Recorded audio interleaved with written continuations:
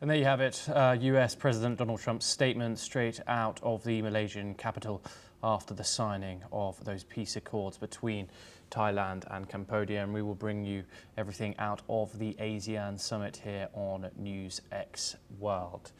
But now over to North American and Russian Special Presidential Envoy for Economic Cooperation with Foreign Countries, Kirill Dmitriev, continues his meetings with members of the Trump administration. According to reports, Dmitriev has held meetings with representatives from the Trump administration for the past 2 days and is expected to continue those meetings today.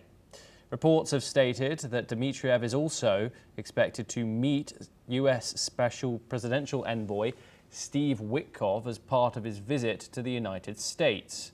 Earlier, Dmitriev has expected that a meeting between US President Donald Trump and Russian President Vladimir Putin had not been cancelled but was merely postponed, and that the two leaders would meet at a later date. He had also told reporters in the United States that the United States, Ukraine and Russia were quite close to a diplomatic solution to end the Russia-Ukraine war. Okay, we're now joined by Professor Veselin Popovsky, and he joins us live from New Delhi. He's a professor and vice dean at Jindal Global Law School. Professor Popovsky, of course, Dmitriev continues his talks in Washington. He is expected to meet with Steve Witkoff during those talks. Steve Witkoff, a man many people bring into question in regards to his negotiating tactics. We've seen him shaking hands with Vladimir Putin, greeting Putin with smiles. We've seen him fly to Moscow on numerous occasions. Given his actions in Gaza and how that deal was brokered, what are your standings on how Steve Witkoff might negotiate this deal if he were to meet Vladimir Putin again, given Donald Trump's current stance on the Russian president? Absolutely minimal. I don't pay attention to this visit. Dmitriev is a minister in charge of economic cooperation. Steve Witkoff is also a businessman. He's not a negotiator. He did nothing with 5-6 visits to Moscow over the last months. And see, already Witkoff doesn't go to Moscow.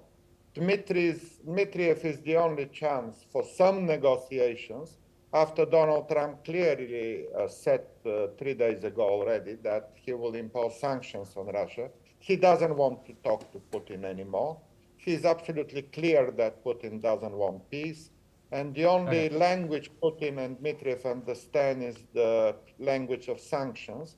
So this is a last desperate chance. Dmitriev, who is nobody, Minister of Economic Cooperation, in Washington, meeting some second-rank official, and Witkoff is also soon to be nobody.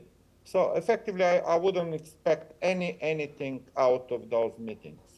Professor Popovsky, what I did want to ask you briefly is, of course, Donald Trump is set to meet President Xi Jinping late this week, next week in South Korea for talks. He is also expected to bring up Russia and Ukraine. Of course, President Xi Jinping and President Vladimir Putin, close allies.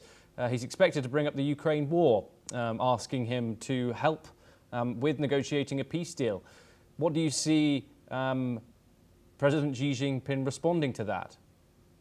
Yes, that's a more interesting development there. That meeting is expected, and not only about Ukraine, but about many other issues between, well, these are the two most powerful states in the world. So that we will watch very closely. And that's not a good news for Putin, I'm afraid, again, because actually Xi Jinping has no sympathy to what Putin is doing.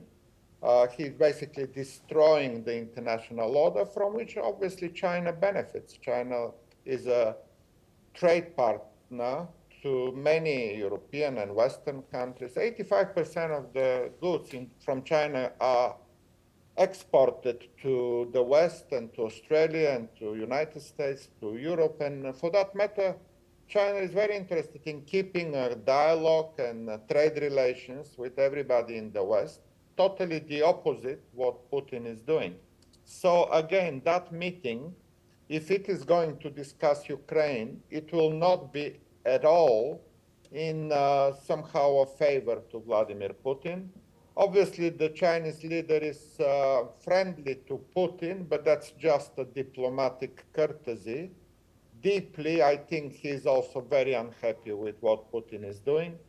So again, the only way forward here, and Trump finally realized that, is full support for Ukraine, including with all the weapons Ukraine needs, and full sanctions on Russia, and those will be built up over time. We've seen already the European Union taking action on frozen Russian assets. United States also taking action on punishing the two biggest exporters, Lukoil and Gasneft. And obviously China will diversify, and I'm sure they already did. China is not expecting many deals from Russia anymore, from this collapsed economy which Putin created in Russia, and everybody else will probably stop buying Russian oil and gas, not because of some way of punishing Putin, but simply because practically it is not feasible. So the countries like China, India will become pragmatic, and they will find alternative sources, simply because you cannot buy gas and oil from an economy which is collapsing, which the banks may also collapse in Russia. Trump may impose sanctions on the US dollar transactions very soon. So effectively, every smart businessman will simply stop trading with Russia because it is simply losses and losses, no benefit at all. Okay, Professor Popovsky, do stay with us. We have further news, but this time from the battlefield. Russia's defense ministry has said that its forces continue to advance in several directions, including Sumy and Kharkiv. Over the past 24 hours, while Ukraine says its troops had repelled Russian attacks in multiple areas, including Pokrovsk. The Russian Ministry of Defense has stated that its forces carried out strikes targeting Ukrainian defense industry facilities, energy infrastructure, and temporary deployment sites of Ukrainian troops and foreign mercenaries. Ministry informed that the strikes destroyed Ukrainian armoured vehicles, electronic warfare stations, and ammunition depots. The Russian ministry also reported that 121 Ukrainian-type drones were intercepted and destroyed by Russian forces.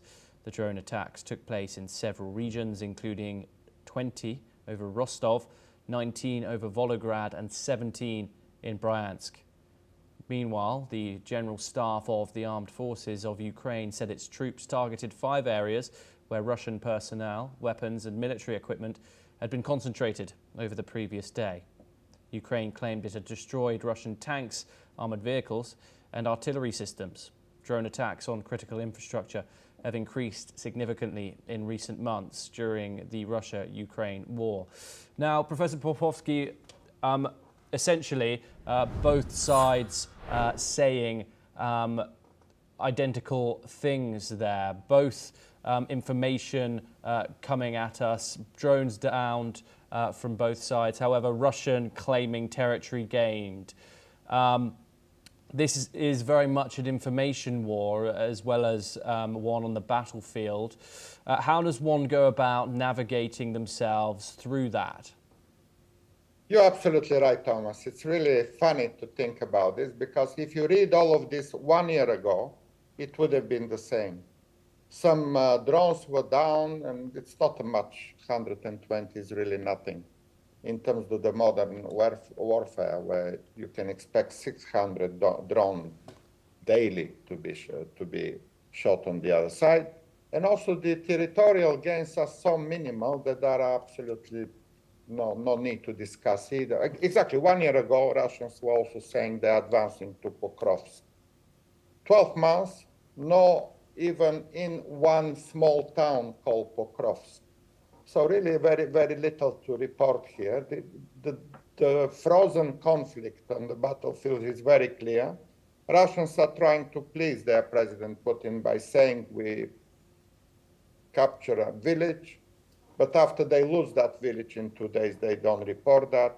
So it's really no gain. In fact, I made a calculation that if a snail, the slowest animal in the world, left Bryansk in February 2022, that snail would have reached Berlin.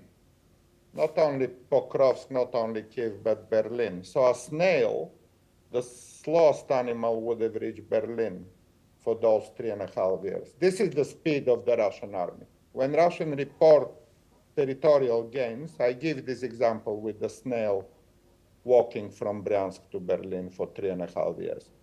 So really, and that explains why Russia is so desperate for some talks with the American administration, what we discussed earlier, Dmitriev, desperate attempt to have some attention in Washington. Exactly, the Russian army doesn't gain anything. They can kill a couple of civilians tomorrow, but that's all the good news for Putin will be if he wakes up and another child is dead in Ukraine. Nothing more in military advance. Professor So Popovsky. sad. Yeah. Professor Popovsky, thank you very much. As always, it's a pleasure having you on the programme. Well, that is all that we have time for this hour. Keep watching NewsX World for more news updates from around the globe.